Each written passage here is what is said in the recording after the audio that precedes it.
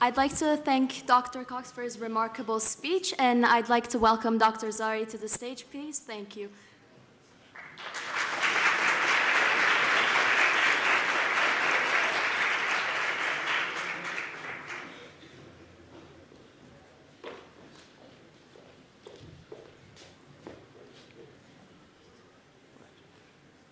Okay. Yes, thank you very much. I was hoping that you would get a lot of questions, but you came down too quickly, rather. So hopefully there will be some questions.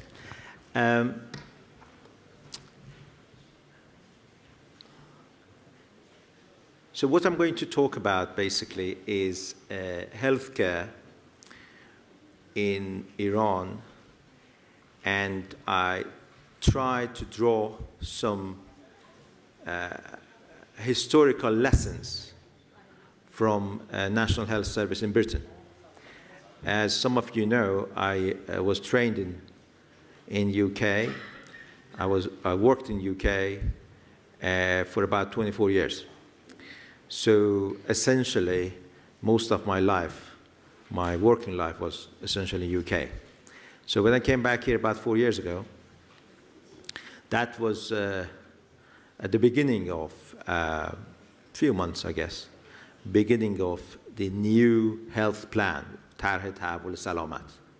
The new health plan, which was started in the Rouhani's government, or some people like to call it Rouhani Care, like Obamacare, but whatever you want to call it.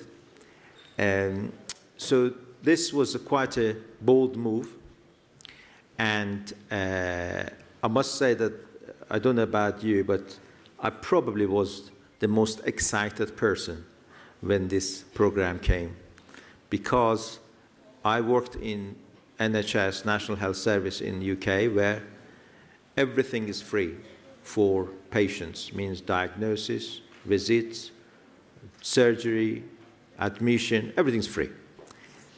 And there is no financial relationship between patients and doctors. So where obviously the money comes from somewhere, but I don't need to get involved in it, and the patient doesn't have to worry about it. I'll do what's best for my patient, and the decision I make is based on the training that I had. And of course, a variety of guidelines will help you to make the best decision that is correct for the day. So when I started practicing in Iran, it was very, very difficult for me to see that the decisions that I have to make had to be based on whether the patient was able to pay or not. That was disheartening.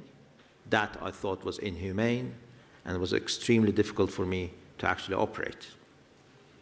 But then this new plan, or Rouhani Care, came, and I was very, very pleased. And I remember there were colleagues who were unhappy about it, and they were unhappy that I was supporting this plan. But my understanding and my hope was that we will go towards a nationalized health. And of course, as you know, in this system, if anybody gets admitted, the contribution of patients is about 6%. And if you're out of big cities, it's even less, 3%. Now, this does not include outpatient care. It was and still is the inpatient care, essentially. But what we know now is there is a lot of problem, a lot of argument. I just want to take you through a few slides, which I tried some of them to make both Farsi and English, so there's not a big problem. So the principle of this new healthcare plan in Iran was that protecting patients' wealth. So we thought that patients are spending too much money on health, and the government wanted to make sure that they don't. They wanted less out-of-pocket expenses for patients. And next was justice, to have access to healthcare, so that it doesn't matter where you are, you should be able to get access to good healthcare. And of course, improving quality of care. I mean, all of these sounds pretty good, and reasonable things to do. Next slide, please. So there are some aims. These are all written in the governmental document, so I just copied and pasted, really. I didn't make it up. So increase accountability in healthcare, reducing burden of out-of-pocket expenses, reducing number of families which go through financial crisis because of healthcare, happened very often, I think it's still happening, improving emergency care outcome. One of the things that you notice from start is the issue of money, which is important, but protecting wealth, reducing out-of-pocket. So I want you to sort of pay attention to the concept of money, essentially. Next, please. And then they set up some packages. Packages being, one, reduce inpatient bill, so that the patient gets admitted, they don't have to pay a lot. So as I said, 6%, minimum 3%, at maximum 6%. Two, support doctors who work in remote areas. One of the problems that we have is everybody wants to be in big city and everybody wants to be in Tehran. Well, one of the reasons is there are more opportunities in Tehran. One of the reasons is the quality of life is probably better in Tehran. Oh, that's arguable, actually. So there is a tendency to be in Tehran, essentially. So they wanted to make sure there are enough doctors in remote areas and small cities also. Increased number of resident specialists in hospitals. Quite often, specialists would not stay in hospital. So it would be junior doctors staying in hospital. So they wanted to make sure there will be a senior consultant, or attending as we call it here, in different specialties, that will attend the patient. Improve hospital quality of medical visits by doctors. I'm not quite sure how they actually came to this, but they thought that the referrals that we have in hospital, consultations, probably not up to scratch. So they wanted to improve that. Develop specialized services, talking about super specialties and that kind of stuff. Improve hospital hoteling. So building, more comfort, beautifying hospitals, that kind of thing. Financial protection of patients with special and difficult to treat diseases and those in need. So we're talking about rare conditions, basically. At least that's how it was thought at the beginning, but it is now extending into disorders that are probably not that rare. Encouraging normal vaginal delivery. Too many ladies in Iran decided not to have normal vaginal delivery and have cesarean sections. So the government decided that this is probably not the right thing to do and made all normal vaginal deliveries free to encourage people not necessarily go for cesarean section. And lastly, supervision and monitoring of all these packages that I mentioned. So within all these packages, really, what happened was, number one, and hoteling improved fairly quickly, and the rest is arguable. And one of the problems is that we don't really know what happened to the rest. We don't really know what are the numbers, what's the stats, what's happening exactly. Did they actually reach the aim they had or not? So it's difficult to judge. Next, please. Now, what I'm going to do, because as I said, I don't want to make things up or be one way or another, there is a newspaper in Iran, which is the only medical newspaper in the Middle East, specifically for medics. So this is published every day. So I went through this medical newspaper and looked at the first pages, which usually is, I can't be bothered to read everything. I can't just read the big fonts, really. And see what's been happening. What does the community say? And they usually reflect anybody who talk, well, important people, obviously, who talk about a variety of issues about healthcare. Now, the reactions that has been reflected in the newspaper is, here it says, this shows demonstration anesthesiologist in front of Ministry of Health. Why? Because everything is decided based on the service that you give. The more patients you see, the more money you get. The surgeries, depending on what kind of surgery you do, you get paid. Depending on the procedures you do, you get paid. So all these things depend on your specialty and number of patients you see and this kind of thing. Therefore, everybody, all doctors I mean, try to tell the Ministry of Health or whoever decides that what I do worth more. And of course, this is something that is the never-ending discussion. This is going to get absolutely nowhere, and it hasn't. Now, here are radiologists who are not happy with the amount of money they get for every MRI that they report or every CT they report. Ministry of Health particularly was hard on radiologists, relatively speaking. Not to think that radiologists do not earn much, they do actually, but they were not happy about it. Next. Here's, sorry, the one before was anesthesiologist. This one is radiologist, I'm sorry. This is another demonstration, this time by radiologists. Next. So this is Professor Fazil, who was hoping to be here, but is not. He's ex-Minister of Health when actually I moved to UK about, what, 27 years ago or so. He was the Minister of Health, one of the most respected characters in Iran, who's now head of medical council, like the GMC that we have in UK. So he's mentioning here the lack of increase in fees for health service is very dangerous. Obviously, we have inflation, and we have the usual increase in the cost of equipment and whatever we do in medicine. So he's saying basically why the fees, the rate is not increasing based on the usual increase of inflation and whatever else is affecting us. Next.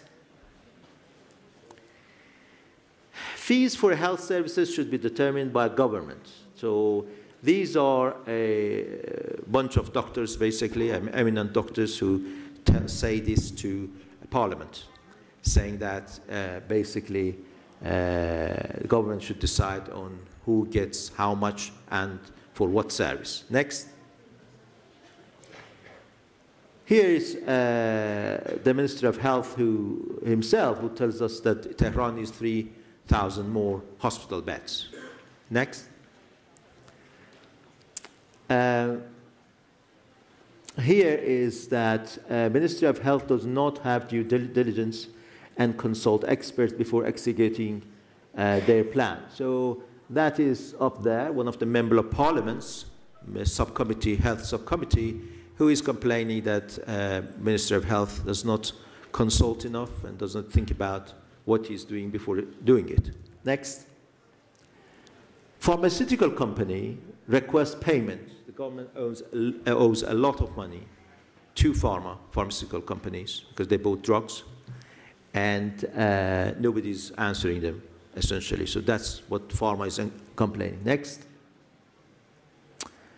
Emergent debt is the biggest problem in healthcare. This chap, Professor Nobacht, is head of health subcommittee in the parliament, well informed. His brother is essentially controls all the money that's allocated to everything in Iran, basically, as an organization of planning and budgeting, essentially. So I'm pretty sure that he knows what he's talking about. And he thinks that the plan has led to a huge amount of debt, essentially. Next. And these are one of the members of parliament who's suggesting that government use private sector to get help from private sector to solve his problem. Next. This is a discussion, a very heated discussion we had recently about budget that should be allocated to the Ministry of Health, considering a huge amount of debt that they have developed. Next. Again, Professor Nobacht is telling us that hopefully we will have electronic record this year. So now that means that I'm afraid we don't have much record in terms of who has done what. Mainly it is written by hand, kept in the hospital, and of course this kind of medical record is very difficult to actually research and investigate. Having said that, there is a coding, ICD coding, that happens in hospital, and there's a HIS system as well. Next. Important senior member of the Ministry of Health himself is saying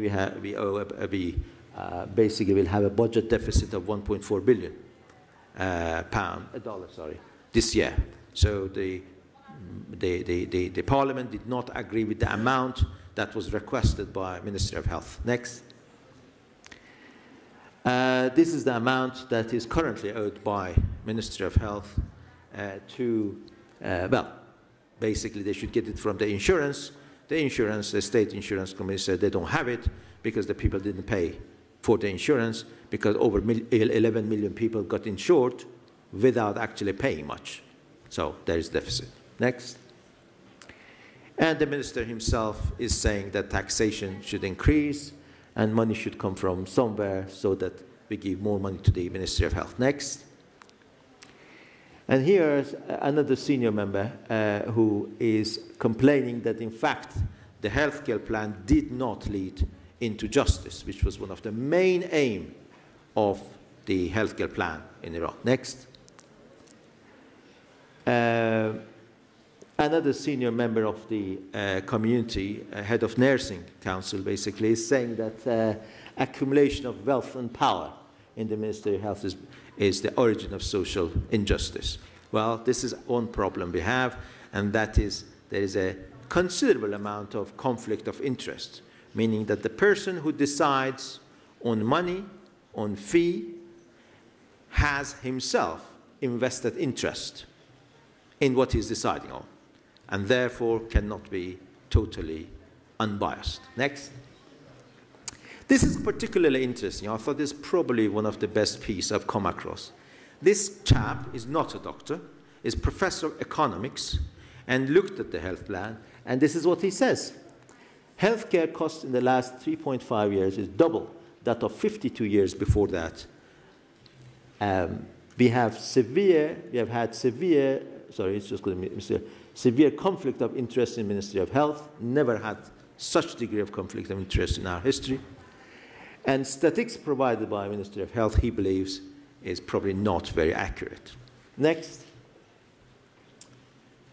Now, we have reached, after all this discussion, you can imagine it's been going on for nearly 4 years now, we have now reached the stage that the Minister of Health himself is saying that he is complaining now that they have taken momentum out of this plan and got the steam out of the engine that was going full force. Next. This is the vice president in legal matters who says that financial burden of the plan is very high. However, they're going to continue it. Next.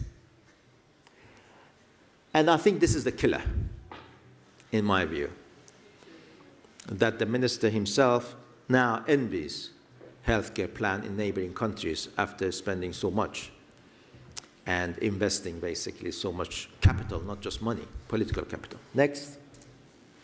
Now, I'm going to now giving you a kind of what's been happening about our healthcare plan, but how did British do it, essentially? Next.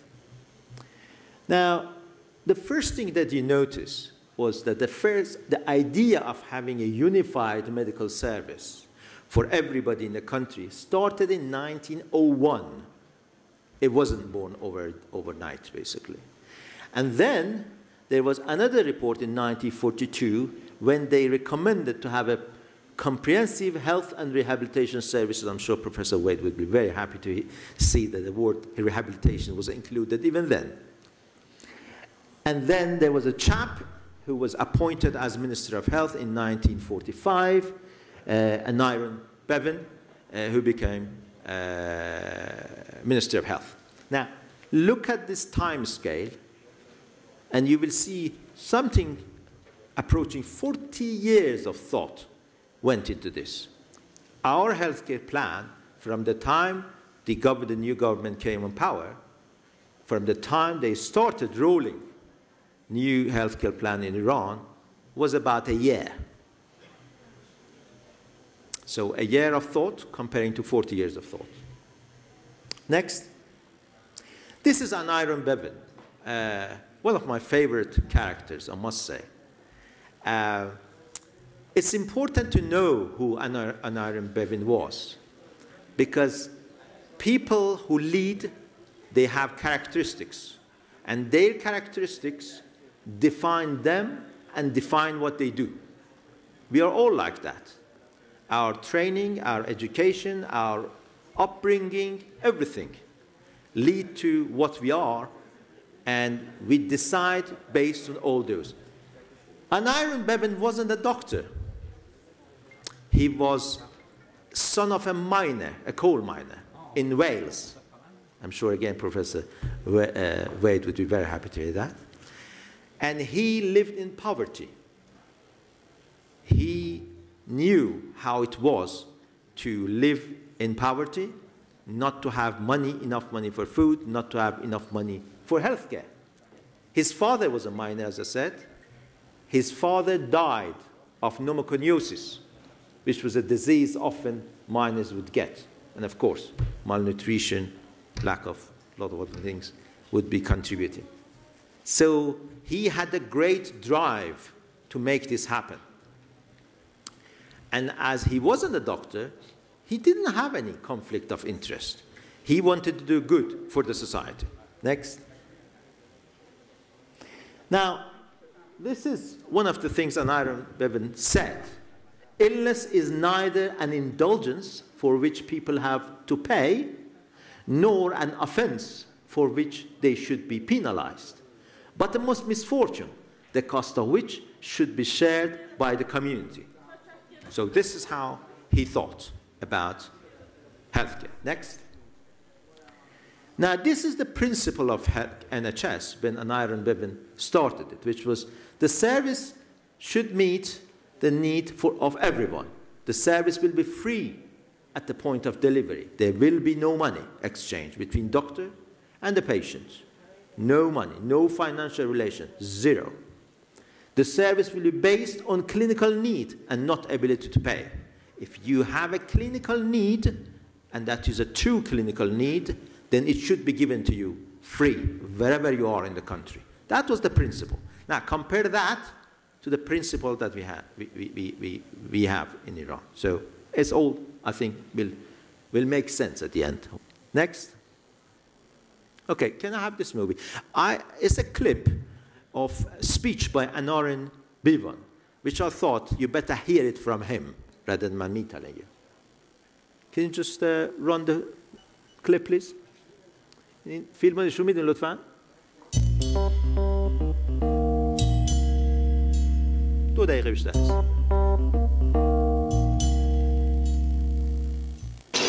I'm proud about the National Health Service. It's a piece of real socialism. It's a piece of real Christianity too.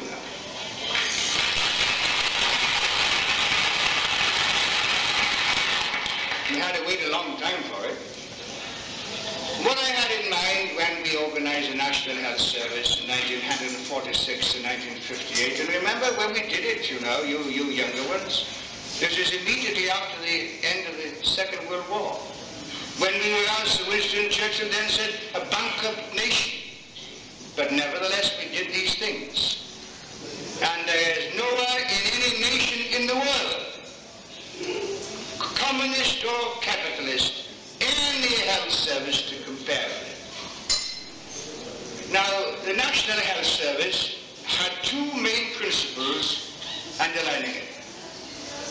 One, that the medical arts, science and the healing should be made available to people when they needed them, irrespective of whether they could afford to pay for them or not. That was the first principle. The second was that this should be done not at the expense of the poorer members of the community, but of the well-to-do. In short, I refuse to accept the insurance principle. I refuse to accept the principle that the National Health Service should be paid by contributions. I refuse to accept it. I refuse to accept it because thought it was nonsense. If you hadn't fully paid up, you couldn't have a second-class operation because your card wasn't full of stamps, could you?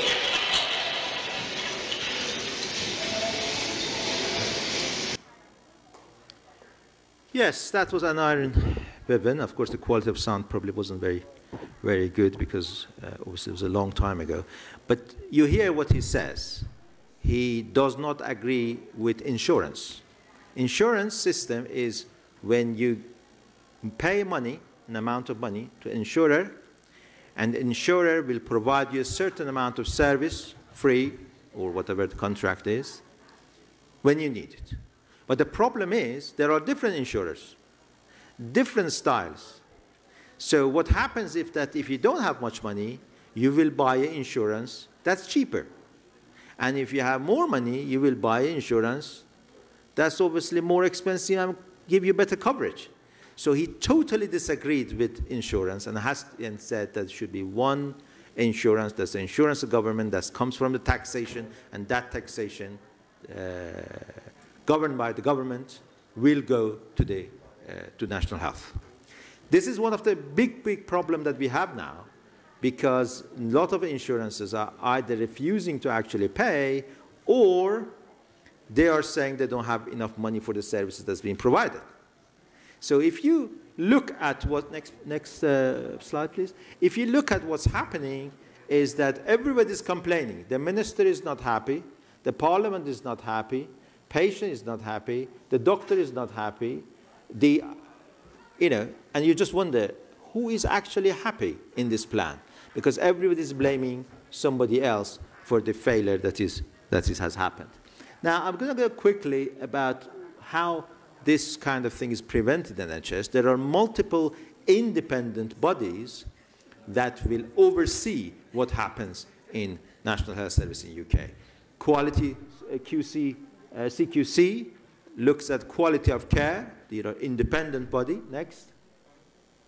You have King's Fund. King's Fund has been going on for, I don't know, about 100 years maybe. They are also independent. They don't even get much money from the government. And they are independent in terms of the advice and opinion they give. Next. This is Royal College of Physicians. Again, these are a bunch of doctors getting together and provide recommendation for what should and should not happen. Of course, the government may not like to listen to it, but this is a different issue. The problem is, at the moment, we don't even have an independent, really independent body who can actually provide such advices. So you will see those people who are in our bodies that provide advice, they have one foot in the Ministry of Health as well. And therefore, it's never going to be independent. Next. This is NICE that Professor Cox just mentioned, National Institute for Clinical Excellence. This is a department or organization that looks at the evidence, scientific evidence, and provide information. Again, information may or may not be accepted by government, but it's a pretty well recognized and strong and, in terms of science, well-respected organization to provide advice on scientific data. Next. It's the website of NHS. One of the things about this website, which again we don't know, there is a lot of misinformation going around our community. What drug is good what? Who should get a scan? Often patients come to us and ask for something because say, why do you say that? Say, well, my auntie says that. My brother said it. My neighbor had it.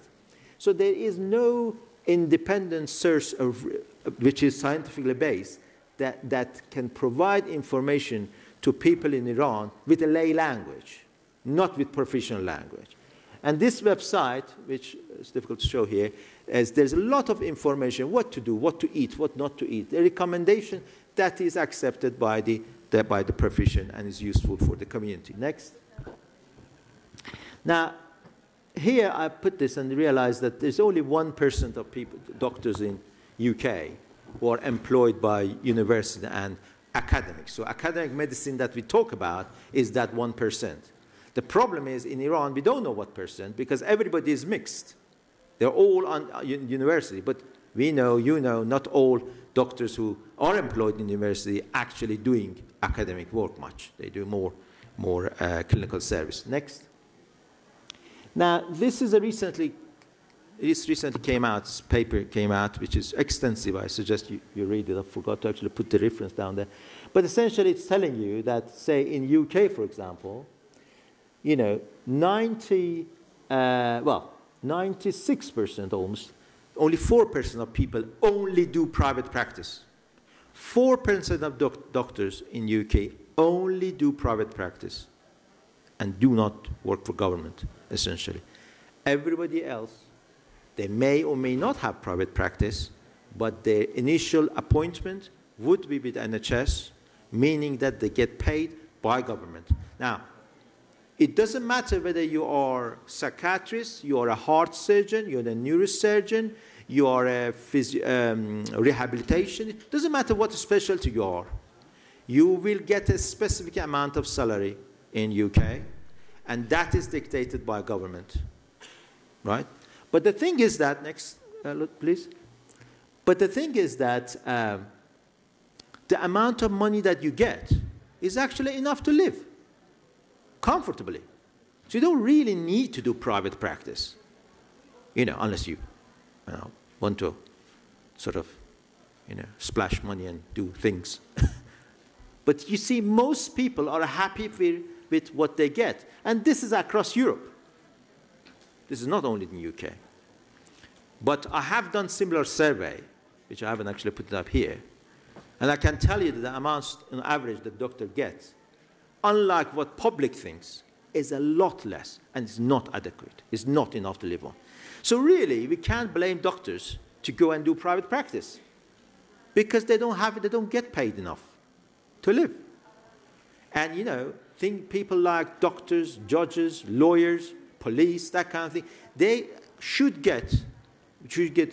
be paid enough to live comfortably. Otherwise, they're going to be distracted from the very important job they do. The job they do is very, very critical. And this has not been addressed anywhere in our healthcare plan. Nowhere, actually. All the argument is about money. Nobody talks about quality of care. Nobody talks about monitoring what is actually happening. Everybody is arguing about who gets how much. Next. So really, in summary, the problem is direct financial incentive. As long as we have direct financial incentive, we're not going to really solve any problem, in my view. Taxation really should replace any of these insurances. The argument about insurance, we have heard it for the last 3-4 years. It got nowhere. It has not been solved, and I don't think it's going to be solved. Justice in healthcare is vital. I think you saw it in newspapers that people who are basically decision makers did not agree with the fact that this plan led into a social justice. And doctors and healthcare professions should really be adequately paid. And if you're not paid, then they have to find other venues for other ways of making money. So this is in summary to sort of, you know, relate to people who have done this kind of thing before than that comparing to what we are doing now. Thank you very much.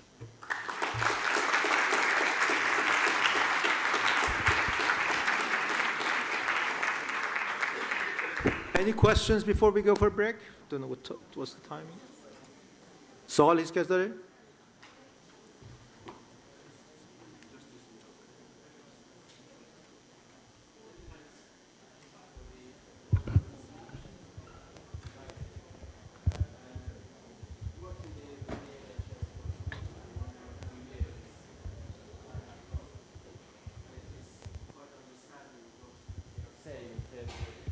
Problems and comparison.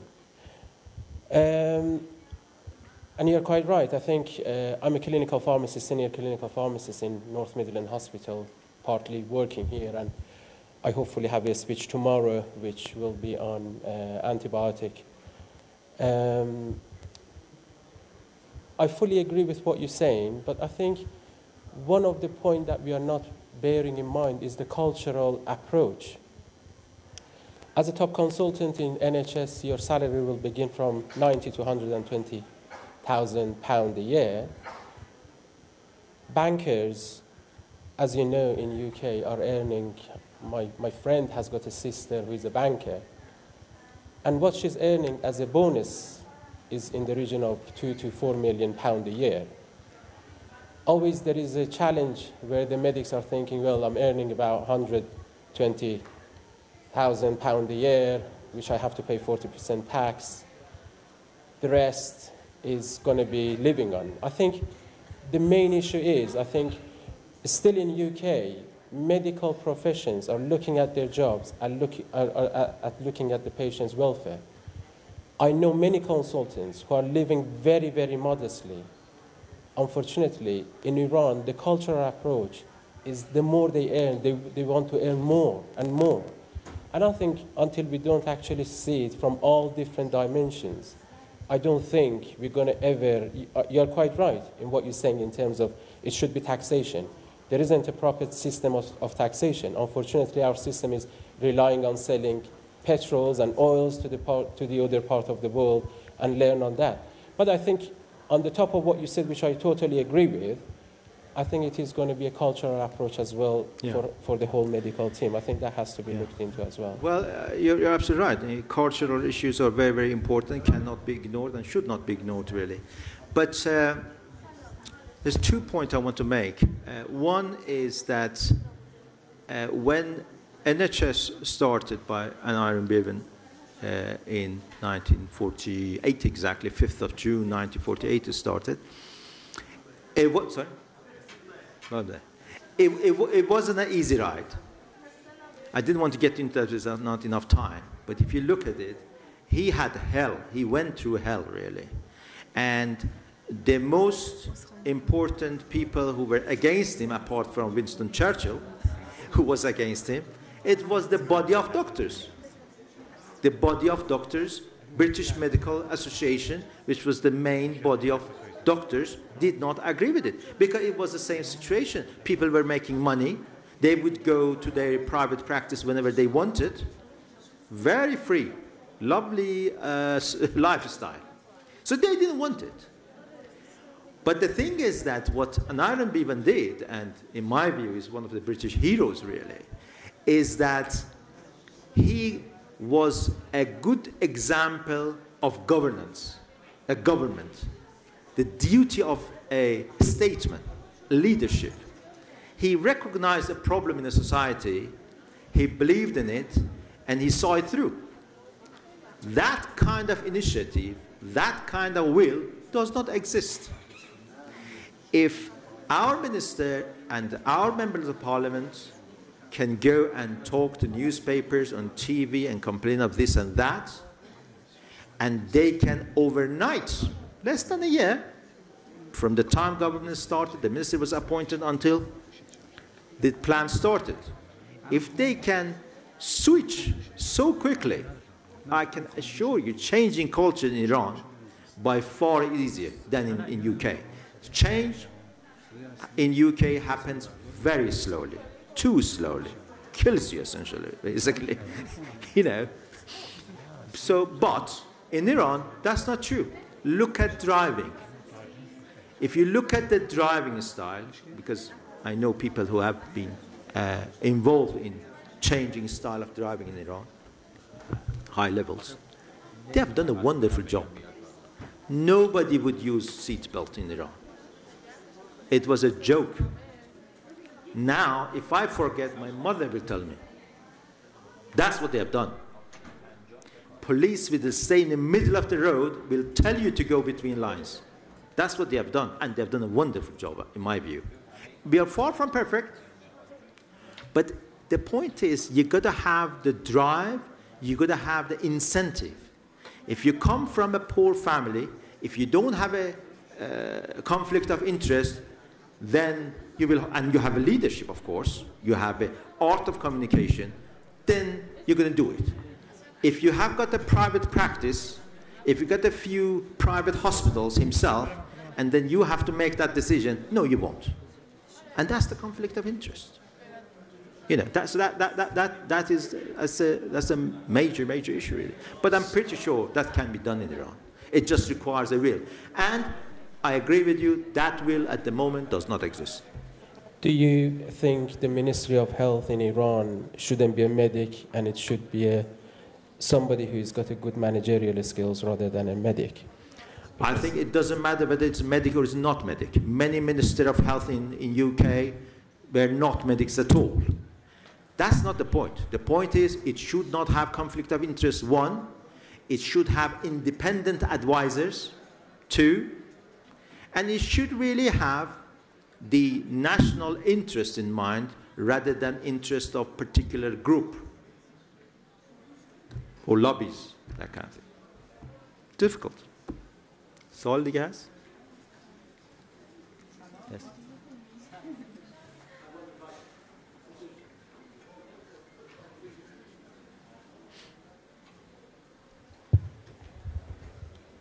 Sorry, I just wanted to make a comment that applies to both UK, Europe, Iran, everywhere. The problem is that recently, with progress in medicine, there are wonderful and very effective and good treatments coming out by the day. They're expensive. No national health service can provide all the treatment necessary. In the past 30 years, in UK, National Health Service has changed tremendously. They can't provide the service they provided 30 years ago. Yeah, so that's true. Medicines become more expensive, that's true. And that actually brings importance of independent scientific institutions into this even more. So we do need people like, for example, NICE, to actually tell us what should be paid for and what shouldn't be paid for.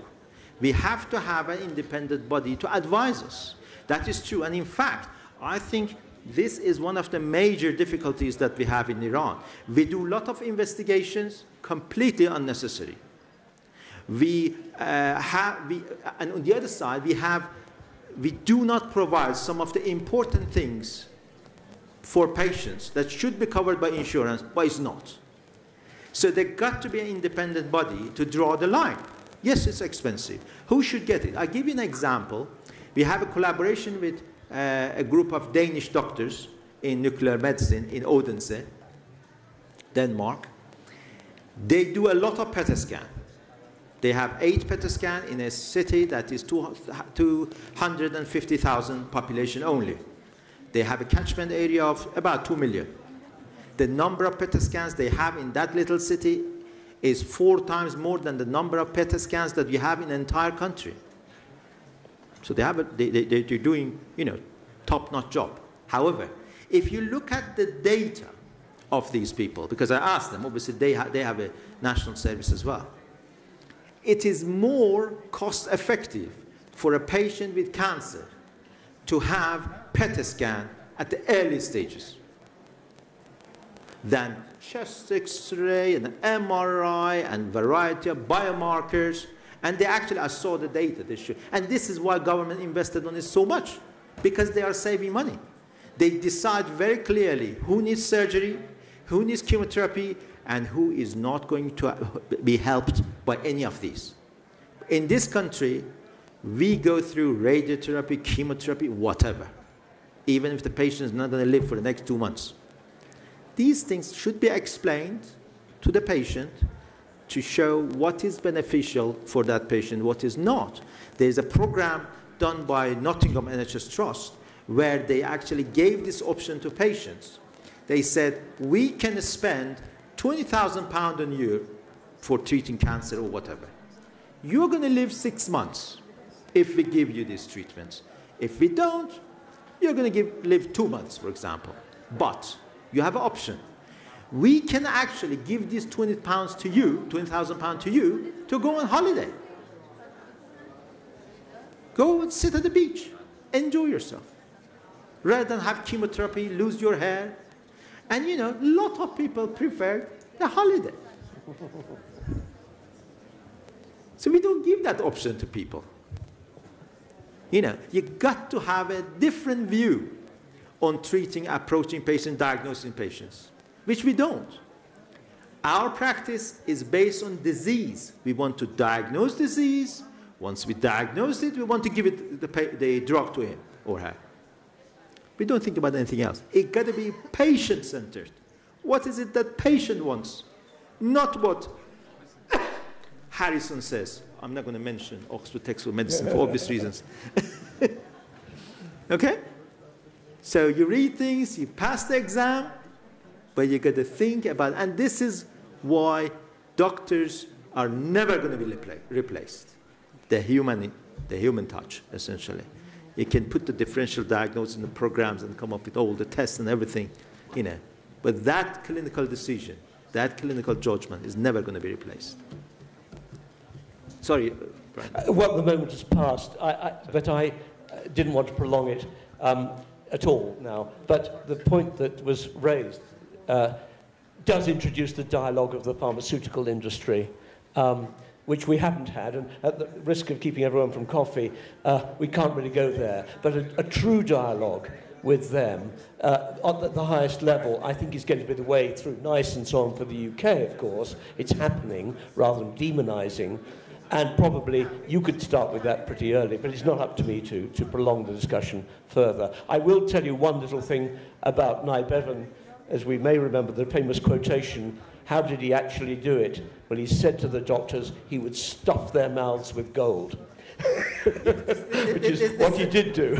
Exactly. So when they said doctors will not work with you, will not cooperate, will not come to the hospitals, he exactly said, I'm going to force it, and so, you know, because you give them enough money to live. And, you know, the average salary of a doctor in Europe, say in UK, is what? £4,000 or £5,000 after tax? You agree? About monthly, yes. So how much is that? 6 million toman? Yeah, you can live. And that is going to be the top 10% salaries in UK, by the way. But in Iran, because I've actually done a survey, I haven't actually published it yet, but I will publish it and you can see it. You will have one peak at about 5 to 10 million toman, and then nothing, and then goes up at 100 million toman per month.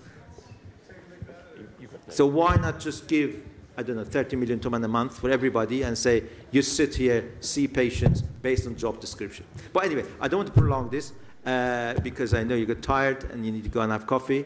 But this is something that's close to my heart. Sorry. خیلی ممنون. دست در نکنه. ببخشید خسته شدید.